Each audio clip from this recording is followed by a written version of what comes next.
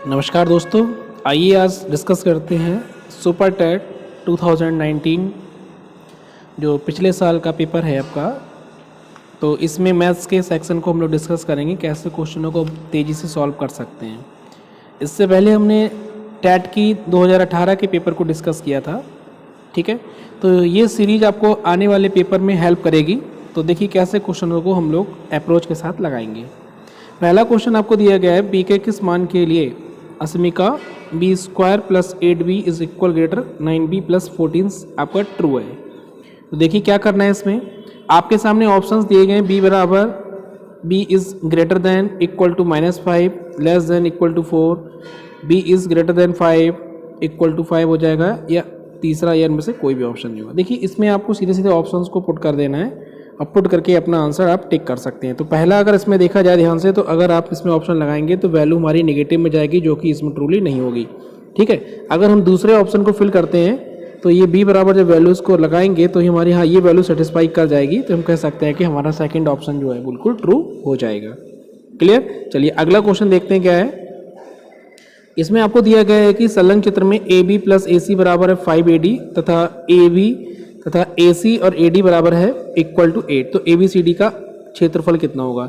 देखिए इस क्वेश्चन में हमको साइड के बारे में नहीं पता, लेकिन हमको क्या है, एक भुजाओं का आइडिया दे रखा है। देखिए एक चीज ध्यान से देखो बच्चों कि हमको ए सी मतलब जो हमारा डायगोनल है, ये वाला डायगोनल है, और ए डी मतलब ये साइड, इनका अंतर 8 दे रखा है। तो आप ध्यान से देखो कि राइट एंगल ट्रायंगल जो होता है, इसमें अगर हमारा कोई भी हाइपोटेनियस है यानी कि कर्ण है, वो आधार और परपेंडिकुलर के स्क्वायर के योग के बराबर होना चाहिए, ठीक है। तो यहाँ से अगर हम भुजाओं को उठाते हैं तो आप बहुत ध्यान से देखिए, 36 का मतलब क्या होगा, 6 और 6 हो सकता है, या 9 और 6 हो सकता है। 9 6 पे कभी हमारा कोई ट्रिपलेट नहीं होता है। ट्रिपलेट का मतलब होता है जो पाइथागोरस थ्योरम को सेटिस्फाई करता है। अगर हम 50 लेते हैं तो 5 10 आएगा, जो कि ट्रिपलेट नहीं होता है। अगर हम लोग 60 लेते हैं तो 60 का मतलब कितना हो जाएगा क्षेत्रफल, 60 होता है आपका 15 गुणा 12 पंजे 60, 12 गुणा 5, यानी कि हमारा अगर ये भुजा 12 है, ये भुजा अगर 5 है, 12 5 60 होगा, तो ये भुजा कितनी होगी, 13 हो जाएगी। ट्रिपलेट को फॉलो कर रहा है। अच्छा यहाँ लगा के देख लो, एसी का मतलब कितना हो जाएगा 13, एडी का मतलब कितना हो जाएगा 5, क्या दोनों का अंतर 8 आ रहा है, हाँ आ रहा है। ये वाली कंडीशन भी सेटिस्फाई है, तो आप यहाँ लगाएंगे तो ये भी सेटिस्फाई जाएगी। तो हम कह सकते हैं कि हमारा 100% आंसर क्या हो जाएगा, ऑप्शन नंबर 3 होगा। क्लियर हो गया क्वेश्चन, ठीक है। नेक्स्ट क्वेश्चन देखते हैं। आइए क्वेश्चन नंबर 83 डिस्कस करते हैं। इसमें बोला है कि दो संख्याओं की ऊंचाई का अनुपात है 1:4 और उनके व्यास का अनुपात है 4:5, तो उनके आयतन का अनुपात क्या होगा। देखिए क्या करना है बच्चों, इस क्वेश्चन में सबसे पहले आपको फॉर्मूला याद होना चाहिए कि शंकु के आयतन का फॉर्मूला क्या होता है। तो आयतन का फॉर्मूला होता है 1/3 pi r square into h. R का मतलब यहाँ पर व्यास दे रखा है, इसका मतलब आधा कर देंगे तो कितना हो जाएगा 2 का स्क्वायर, ठीक है, और एच का मतलब कितना 1, नीचे भी आ जाएगा 1/3 पाई, फिर कितना आर स्क्वायर का मतलब है 5/2 का स्क्वायर, और इंटू हो जाएगा एच का मतलब हो जाएगा 4। ये तो कट जाएगा, ये 4 से 4 कट जाएगा, तो 2 ऊपर पहुंचेगा तो कितना हो जाएगा 4/25, यानी कि हमारा फर्स्ट ऑप्शन सही हो जाएगा। क्लियर। चलिए अगला क्वेश्चन डिस्कस करते हैं।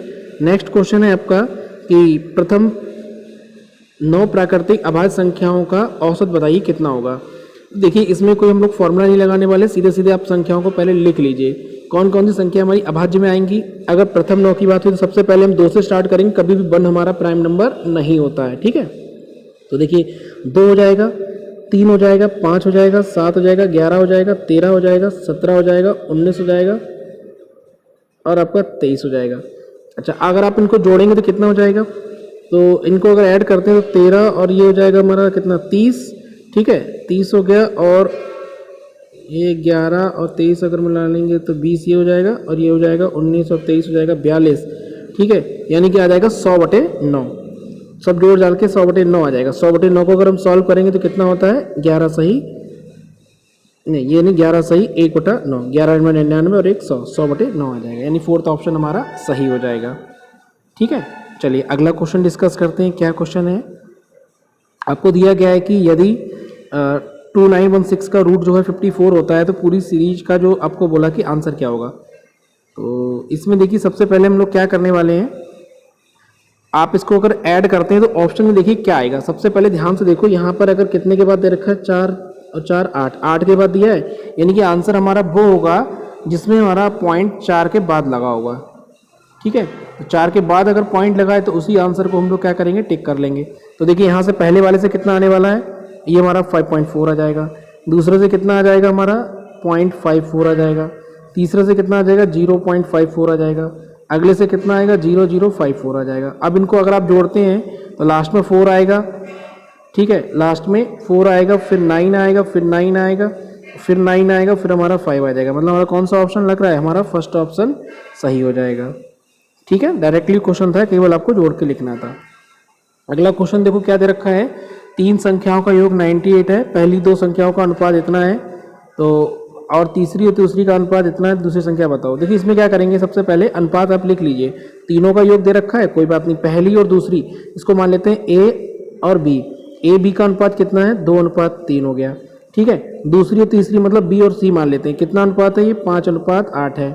अच्छा, अब इनका कंबाइंड रेशियो निकालो तो क्या हो जाएगा, ए बी और सी का कंबाइंड रेशियो क्या होता है, ये हो जाएगा 5, इसकी गुणा कर लो, इसकी गुणा कर लो, इसकी गुणा कर लो, 2 पंजे कितना हो जाएगा 10। ठीक है, उसके बाद कितना आ जाएगा 15, और फिर कितना आ जाएगा हमारा 8 3 24, ये आ जाएगा अनुपात। अब आपको पता है कि टोटल कितना दे रखा है, 98 दे रखा है, तो कितना हो गया 24 और 15 और 10 अगर मिलाते हैं तो 25, 25 और 10 कितना हो जाएगा 49। मतलब कह सकते हैं कि 49 का मतलब कितना है 98 है, तो 1 का मतलब 2 हो जाएगा। क्लियर, आपको क्या निकालना है, दूसरी संख्या कितनी हमारी 15, 1 का मतलब अगर 2 है तो फिर 15 का मतलब कितना होगा 30, यानी हमारा आंसर क्या हो जाएगा 30 आंसर हो जाएगा। क्लियर, केवल डायरेक्ट रेशियो पे ही क्वेश्चन पूछा गया था। अगला क्वेश्चन देखिए क्या है, यदि आर त्रिज्या वाले वृत्त के अंतर्गत एक समषटभुज विनिर्मित हो तो उसका परिमाप बताओ। देखो षटभुज का परिमाप का सीधे फॉर्मूला या जिस बच्चे को याद होगा वो लिख देगा। तो परिमाप का फॉर्मूला क्या होता है, 6r होता है। अब डायरेक्टली लगा सकते हैं, आर तो हमारी त्रिज्या है, ठीक है, तो सीधे सीधा फॉर्मूला उठा के लगाएंगे, कितना हो जाएगा 87 का हमारा फर्स्ट ऑप्शन राइट हो जाएगा। ये इसका फॉर्मूला होता है, समषटभुज के फॉर्मूला परिमाप का होता है। क्लियर है, चलिए अगला क्वेश्चन देखते हैं। नेक्स्ट क्वेश्चन है कि किसी त्रिभुज के अंतः केंद्र को सुनिश्चित किया जा सकता है। मतलब ये कह रहे हैं कि किससे अंतः केंद्र बनता है। देखिए 4 पॉइंट होते हैं बच्चों हमारे, पहला होता है हमारे पास सेंट्रॉइड, दूसरा होता है हमारे पास ऑर्थो सेंटर, तीसरा होता है इन सेंटर, फिर चौथा होता है सरकम सेंटर। हिंदी में अगर कहा जाए तो बोलते हैं केंद्रक, सेंट्रॉइड को केंद्रक बोला जाता है, फिर उसके बाद हमने बोला ऑर्थो सेंटर, इसको लंब केंद्र बोलते हैं, इन सेंटर को अंतः केंद्र बोलते हैं, सरकम सेंटर को परिकेंद्र बोलते हैं। ठीक है, बनता कौन किससे, ये चीज समझ लीजिए। अगर हमारे पास मीडियन है तो मीडियन के मध्य बिंदु से क्या बनता है, सेंट्रॉइड बनता है, लेकिन ये सेंट्रॉइड तो दिया नहीं, इन्होंने बोला अंतः केंद्र। अंतः केंद्र किससे बनता है, एंगल बाइसेक्टर से बनता है, यानी कि कोणों के अर्धक से बनता है। ठीक है, तो इसमें आपका आंसर क्या हो जाएगा, एंगल बाइसेक्टर, मतलब ऑप्शन नंबर 2 आपका सही होगा। और एल्टीट्यूड से क्या बनता है, ऑर्थो सेंटर बनता है। परपेंडिकुलर बाइसेक्टर से क्या बनता है हमारा, सरकम सेंटर बनता है, यानी कि परिकेंद्र। क्लियर, सारे पॉइंट याद होंगे जिस बच्चे को, वो डायरेक्ट इस क्वेश्चन को टिक कर देगा। नेक्स्ट क्वेश्चन क्या है कि आपको दिया गया है कि 1001 का क्यूब कितना होगा। तो देखिए क्यूब का हम अगर कोई भी फंडा देखें, ध्यान से अगर आप समझो कि अगर हम इसका क्यूब ही निकालने बैठ जाएंगे तो मान के चलो अगर ये हमारे पास 1000 होता, लगभग में देखो आंसर कैसे लगाना है इसको, अगर ये लगभग 1000 होता, इसका मतलब हमारे पास कितने अंक आते। अब आप ध्यान से देखो, 1000 पे 3 बार गुणा करेंगे तो कितने आएंगे, 9 बार आपके 0 आ जाएंगे, मतलब 9 अंक तो आने ही आने एक के बाद। तो देखो 9 अंक कहाँ पे हैं, शुरू में हमारे पास कितने हैं, 1 2 3 4 5 6 7 8, 8 है, मतलब ये पहला ऑप्शन तो हमारा नहीं होगा। ठीक है, दूसरा देखो कितने अंक है, 1 2 3 और 3 6 और 3 9, टोटल मिला के 9 है, जबकि 10 होने चाहिए क्योंकि एक भी हमारा इंक्लूड रहेगा। 10 अंक हमें देखने, ये भी हमारा ऑप्शन नहीं होगा, इसमें भी हमारे पास 9 है, ये भी ऑप्शन नहीं होगा, तो एक ही आंसर बचता है क्या, 89 का थर्ड। इसमें हमारे पास टोटल 10 अंक हैं, तो बिना क्यूब करके ही आंसर लग जाएगा बच्चों, उसमें ध्यान रखना है, ऑप्शन का यूज करना है, वरना क्यूब करने में आप समय ज्यादा लेंगे तो आपका टाइम वेस्ट होगा। क्लियर हो गया ना, केवल हमने क्या किया, हमने 1001 की जगह पे कितना मान लिया, 1000 मान लिया। 1000 मानने का मतलब क्या, 1000 की 3 बार गुणा करेंगे तो कितना, कम से कम हमारे 9 जीरो तो आएंगे एक के बाद, तो एक के बाद 9 जीरो का मतलब टोटल अंक कितने होगा 10। 10 अंक वाला आंसर कहाँ पे, केवल हमारा थर्ड आंसर है और कोई आंसर नहीं होगा। क्लियर, चलिए अगला क्वेश्चन देखते हैं। क्वेश्चन नंबर 90 क्या कह रहा है इसमें आपका, इन्होंने बोला है कि किसी संख्या का 20%, अब 20% 120 है तो उस संख्या का 120% कितना होगा। तो ये बहुत ही सिंपल क्वेश्चन बना के दिखाते हैं। 20% का मतलब होता है 1/5, ठीक है, कितने के बराबर है, 120 है, तो हमारा 1 का मतलब कितना हो जाएगा, 120 12 5 60, मतलब ठीक है ये हो जाएगा। तो अब आपको क्या बोला 120% कितना होगा, 120% का मतलब कितना होता है, 120% अगर आप सॉल्व करेंगे तो 120/100, 120/100 का मतलब होता है 6/5। तो 6/5 पूछा है किसके बराबर होगा, तो 6/5 ये कट जाएगा तो कितना आ जाएगा हमारे पास आंसर, कैंसिल आउट करेंगे तो हमारे पास 720 आपका आंसर टिक हो जाएगा। ठीक है, ये आपका राइट आंसर होगा। चलिए अगला देखते हैं। 91 में क्या पूछा है कि निम्नलिखित में से सबसे छोटी भिन्न कौन सी है। तो देखिए इसमें 4 टाइप की होती है भिन्नें। अब तो बिना पेन के सॉल्व करेंगे हम लोग कैसे, क्या अंश बराबर है, नहीं, क्या हर बराबर है इन सब का, नहीं है, 2 कंडीशन फेल होंगी। तीसरी कंडीशन है क्या इनका अंतर बराबर है, 6 5 11 होता है, ठीक है, 18 5 13 5 18 होता है, ठीक है, 15 और 7 22 होता है, मतलब अंतर बराबर नहीं है। यानी कि हमारे केवल एक टाइप बचता है जिसमें अगर अंतर अलग होता है। तो क्या रूल होता है बच्चों, ध्यान रखिएगा, इसको सुनिए कि अगर डिफरेंस कम होगा तो संख्या बड़ी होती है, अगर डिफरेंस ज्यादा होता है तो संख्या हमारी छोटी होती है। तो पूछा क्या है इन्होंने, सबसे छोटी संख्या। आपको ये देखना है कि अंश और हर में सबसे ज्यादा डिफरेंस कहाँ पे आ रहा है। तो यहाँ पे 5 का अंतर है, यहाँ पे 5 का अंतर है, यहाँ पे 7 का अंतर है, यहाँ पे 1 का अंतर, सबसे ज्यादा अंतर कहाँ पे आ रहा है, 19/36 में सबसे ज्यादा अंतर है। यानी हम कह सकते हैं हमारा ऑप्शन कौन सा ठीक होगा, 4th ऑप्शन सही हो जाएगा। क्लियर, तो बिना पेन के आपको इसको सॉल्व करना था। चलिए अगला क्वेश्चन देखिए क्या है। 92 में आयत की लंबाई में 20% की वृद्धि होती है, ठीक है, सॉरी 25% की वृद्धि होती है, तो कितने परसेंट घटा दी जाएगी उसका क्षेत्रफल समान रहे। देखिए 25% वैल्यू किसके बराबर होती है, जिस बच्चों को नहीं आता देखो डायरेक्ट कैसे लिखेंगे, 25% का मतलब होता है 1/4, ठीक है, वृद्धि होती है प्लस का लगा दो, यानी कि 4 पे 1 बढ़ गया तो कितना हो गया 5। बोला कितनी कमी की जाए भाई, जितना बढ़ाया उतना ही तो घटाएगा, मतलब 1 घटाएगा। 5 पे अगर 1 घटे तो कितना होता है, 1/5 का मतलब होता है 20%। सॉल्व कर देंगे मतलब इंटू 100 कर देना है इसमें केवल। तो 92 का ऑप्शन क्या लगेगा, 2nd ऑप्शन सही हो जाएगा। ठीक है, चलिए अगला क्वेश्चन देखते हैं। 93 में क्या पूछा है इसमें कि ये वैल्यू किसके बराबर होगी। देखिए आपको पता है कि जब हमारा ये बार का निशान होता है, ये बार का निशान जब तोड़ते हैं तो नीचे हमारे 9 आते हैं, मतलब ये कितना हो जाएगा 1 + 27/99, ये इसका रूल होता है। कैंसिल आउट करेंगे तो 9 से कट जाएगा, 9 3 27 और नीचे आ जाएगा 9 × 9 11। ठीक है, अब और सॉल्व करेंगे तो कितना आएगा, 11 1 सही 3/11, यानी कि हो जाएगा 11 × 11 और 3 कितना 14, 14/11, मतलब हमारा 3rd ऑप्शन सही हो जाएगा, ये इसका आंसर हो जाएगा। ठीक है, चलिए अगला क्वेश्चन देखते हैं क्या है। एक धन चक्रवृद्धि ब्याज की दर से 15 वर्षों में दुगना हो जाता है तो कितने में 8 गुना हो जाएगा। देखिए चक्रवृद्धि ब्याज का एक शॉर्टकट होता है क्या, 15 वर्षों में कितना हो गया है, दोगुना हो गया है। ठीक है, मतलब 2 की पावर 1 मिल गई है। कितना गुना पूछा है, 8 गुना। 8 गुना का मतलब कितना था, 2 की पावर 3 होता है। अब आप सोचिए 1 पावर अगर 15 साल में मिली है तो 3 पावर कितने मिलेगी, 45 साल में मिलेगी। सीधे सीधे आंसर लगा देना है, 94 का 3rd। ठीक है, चलिए नेक्स्ट क्वेश्चन देखते हैं। 95 क्या है हमारे पास, इसमें बोला है कि ये वैल्यू किसके बराबर होगी। कुछ नहीं करना है इसमें, देखिए इसमें सबसे पहले बेटा कुछ कांस्टेंट मान लेते हैं हम लोग। मान के चलते हैं कि कांस्टेंट इसमें हमारे पास k है। ठीक है, अगर कांस्टेंट k है तो हम लिख सकते हैं कि a की वैल्यू कितनी होगी, a की वैल्यू हो जाएगी हमारे पास k की पावर 1/x। ऐसे b की वैल्यू कितनी हो जाएगी, k की पावर 1/y, ये b की वैल्यू हो जाएगी। और c की वैल्यू कितनी हो जाएगी, k की पावर 1/z। ठीक है, ये तीनों वैल्यू हो गई। अब यहाँ पे वैल्यू लगा दो, b का मतलब कितना है 1/y, तो कितना हो जाएगा k की पावर 2/y। ठीक है, क्योंकि स्क्वायर था। a और c, अब आपको पता है कि हमारा अगर आधार सेम होता है तो पावर हमारी ऐड होती है, तो इसको हम डायरेक्ट लिख रहे हैं। तो कितना हो जाएगा, k की पावर में हो जाएगा 1/x + 1/y, k से k हट जाएगा तो 2y बराबर कितना हो जाएगा 1/x + 1/y। तो आप लिख सकते हैं कि 2y बराबर कितना हो गया, z, ये z होगा, z + x/xz। ठीक है, अगर हमें y निकालना है तो क्या करेंगे, इस 2 की मल्टीप्लाई xz से कर देंगे, मतलब 2xz कहाँ पे आ रहा है, उस ऑप्शन को केवल आपको ध्यान से देखना है। तो 2xz हमारा केवल 4th ऑप्शन में आ रहा है, ये हमारा आंसर हो जाएगा। ठीक है, ये केवल क्रॉस मल्टीप्लाई इसमें करनी थी। चलिए अगला देखिए क्या है क्वेश्चन। इसमें बोला है कि निम्न में से कौन सा एक गुणनखंड होगा। अच्छा, इसमें ऑप्शन तो बहुत ध्यान से देखिएगा बच्चों, डायरेक्ट आंसर टिक कराएंगे कैसे। यहाँ पे दिया है माइनस का बाई स्क्वायर। अब माइनस का बाई स्क्वायर कब आएगा, जब एक बार बाई प्लस का हो और एक बार बाई माइनस का हो। क्या पहले ऑप्शन में प्लस माइनस दिया है, नहीं, तो ये कट जाएगा। क्या दूसरे में दिया है, नहीं, तो ये भी कट जाएगा, क्योंकि माइनस बाई मिलकर प्लस का बाई बनाएगा। क्या तीसरे में दिया है, हाँ तीसरे में दिया है। क्या चौथे में दिया है, चौथे में भी नहीं दिया, तो एक ही ऑप्शन बचता है, 3rd ऑप्शन आपका सही हो जाएगा। तो बिना पेन के ही इसको डायरेक्ट टिक कर सकते थे, ये हमारा क्वेश्चन था। चलिए अगला क्वेश्चन देखिए क्या है। एक समलंब चतुर्भुज है, ठीक है। अब समलंब चतुर्भुज कैसे बनता है, ये समलंब चतुर्भुज हो जाता है। इसमें ये ए है और ये बी है। अब बोला है कि समांतर भुजाओं के मध्य बिंदु, इनको मध्य में कर दिया है, तो इसका कितना होगा? तो इसका देखिए डायरेक्ट होता है कि दोनों भुजाओं का सम करके आधा कर देते हैं, मतलब हमारा सेकंड ऑप्शन सही हो जाएगा। ठीक है, चलिए अगला क्वेश्चन देखते हैं।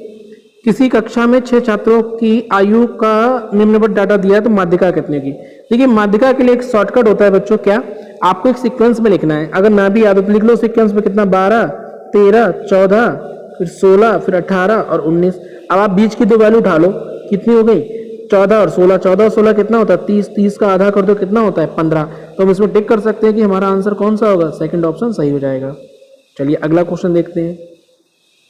इसमें बोला है कि केंद्रीय प्रवृत्ति के 3 मापों वाले के अनुभाविक संबंध क्या है? तो ये देखिए डायरेक्ट लगाना है। इसका अनुभाविक संबंध क्या होता है? 3 माध्यिका वाला होता है ये आपको डायरेक्ट याद रखना है कि 3 माध्यिका बराबर बहुलक प्लस 2 माध्य होता है। ठीक है, चलिए अगला देखिए। इसमें बोला है कि किसी व्यक्ति को विक्रय मूल्य पर 20% की हानि हुई तो क्रय मूल्य पर कितने परसेंट की होगी? देखिए हमेशा हमारा सीपी हो, सॉरी लॉस हो चाहे प्रॉफिट हो, वो सीपी पर डिपेंड करता है। 20% का मतलब 1/5 होता है, लेकिन यहाँ पे किस पर डिपेंड कर रहा है? विक्रय मूल्य पर। तो ये हमारा एसपी हो जाएगा और ये हमारा लॉस हो जाएगा। अब आप सोचो अगर 5 रुपए में बेचने पर 1 रुपए का नुकसान हुआ, इसका मतलब खरीदा कितने पे? 6 पे खरीदा है, तो 1 रुपए का 6 पे कितना परसेंट होता है? तो ये होता है 16 सही 2/3%, यानी कि 50/3% होता है। ये आपको एक लाइन का क्वेश्चन लगाना था। ठीक है, तो ये हमारे 100 मतलब जो भी क्वेश्चन थे 20, ये हमारे सिर्फ मैथ के पोर्शन के क्वेश्चंस थे। अब कुछ इसमें रीजनिंग के क्वेश्चन भी है बच्चों, डिस्कस करते हैं रीजनिंग के क्वेश्चन। तो रीजनिंग के क्वेश्चन ये रहे रीजनिंग के क्वेश्चन। देखिए रीजनिंग के क्वेश्चन में क्या आया हुआ है, इसमें पूछा है कि ए बी की बहन है। ठीक है, अब इसमें क्या करना है आपको, एक मतलब लेवल बना लेना है। लेवल बनाते ही क्वेश्चन बनता चला जाएगा।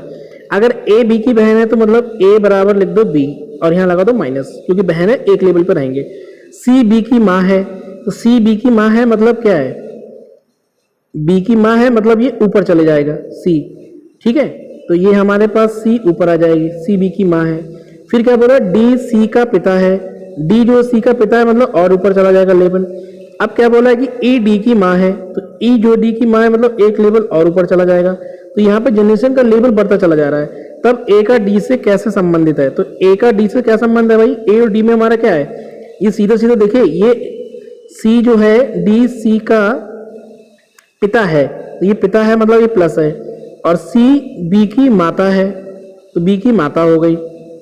ठीक है, अब आपको बताना है कि ए क्या होगा। तो ये इसकी माता है तो ये इसकी भी माता होगी, इसकी माता है तो ये क्या हो जाएगा? नाना नानी मतलब पौत्र पौत्री हो जाएगा। तो ए हमारा क्या? माइनस, क्योंकि हमारा लेडीज में आ रहा है। ठीक है, चलिए अगला देखते हैं। अगला देखिए क्या बनेगा हमारे पास। इसमें बोला है कि एम का कोड इतना है तो जेएच का कोड कितना होगा। देखिए इसमें सीधे सीधे याद रखना है कि एम का कोड कितना होता है? 13 होता है, तो 13 का स्क्वायर 169 होगा। के का कोड कितना होता है? 11, 11 का 121 हो गया। ऐसे जे का कोड कितना होगा? तो जे का कोड अगर आप लगाएंगे तो कितना होता है? 8 होता है। नहीं, जे का कोड कितना होता है? A B C D E F G H. H का कोड 8 होता है, मतलब 8 का मतलब कितना हो जाएगा? 64। 64 वाला नीचे आ जाएगा। ठीक है, और जे का मतलब कितना हो जाएगा हमारा? 10 हो जाएगा। ये आंसर हो जाएगा डायरेक्ट। कोड का केवल स्क्वायर करके लिखना था। क्वेश्चन नंबर है 143। इसमें क्या बोला है कि राहुल अपने स्थान से 40 किलोमीटर पूरब साइकिल से जाता है, मतलब इधर चला गया, यहाँ पे आ गया, कहीं पे 40 चल गया। ठीक है, अब क्या करना है? साइकिल चलता है, फिर उत्तर की ओर मुड़ गया, अब 20 चला गया, ये 20 चला दो। ठीक है, फिर बाईं ओर मुड़ा, बाईं ओर मतलब इधर मुड़ गया, अब कितना चला? 20 चला, फिर 20 चला दो। अपने स्थान से कितना दूरी पे, मतलब ये बताना है हमको ट्रायंगल बना के। देखिए ये 20 है, ये 20 है, और आपको ये हाइपोटेन्यूज निकालना है, तो कितना हो जाएगा? 20 का स्क्वायर मतलब 400, 20 का स्क्वायर मतलब 400, 400 400 कितना हो जाएगा? 800, 800 मतलब कितना आ जाएगा? 20√2। ये हमारा आंसर हो जाएगा। ठीक है, चलिए अगला देखिए क्वेश्चन क्या है। क्वेश्चन अगला क्या कह रहा है कि सांकेतिक भाषा में 256 को यू आर गुड लिखा गया है, इसको ये लिखा गया है, और 356 को इतना लिखा गया है, तो एंड के लिए बताना है कौन सा होगा। तो इसमें देखिए बहुत ध्यान से देखना है क्वेश्चन को। एंड कहाँ पे आ रहा है हमारा? एंड तो ये आ रहा है। ठीक है, अच्छा इसमें एंड और कहाँ पे है? एंड और कहीं पे नहीं आ रहा है। You are good, you are good मतलब हमारा जो कोड है, कोड 6 तो कट कर दीजिए। 6 तो चला गया हमारा किसके लिए? आर के लिए, तो आर भी कट हो गया। ठीक है, अब क्या बचा हमारे पास? यहाँ पे बैड बोला, यहाँ भी बैड बोला। इन दोनों में कॉमन क्या नजर आ रहा है? इन दोनों में 3 कॉमन है, 3 हटा दीजिए, तो बैड हमारा चला गया 3 के लिए। ठीक है, अब क्या बचा हमारे पास, केवल एंड का पूछा है इन्होंने,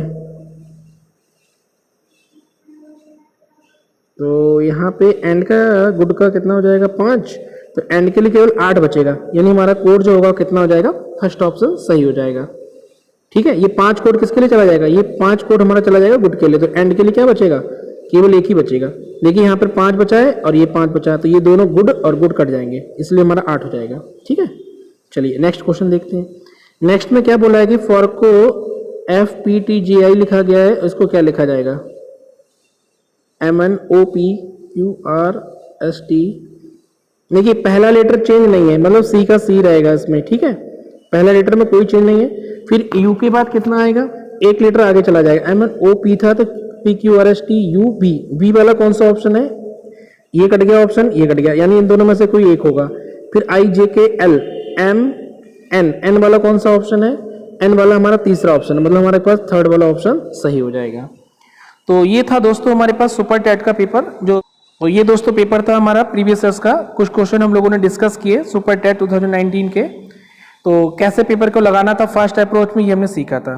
तो डिस्कस करा, अच्छा लगा होगा आपको, और आने वाले पेपर के लिए और अच्छे से मेहनत करिए। एसएम सीरीज को और लेके आएंगे, पुराने पेपर को डिस्कस करेंगे। तब तक के लिए थैंक यू।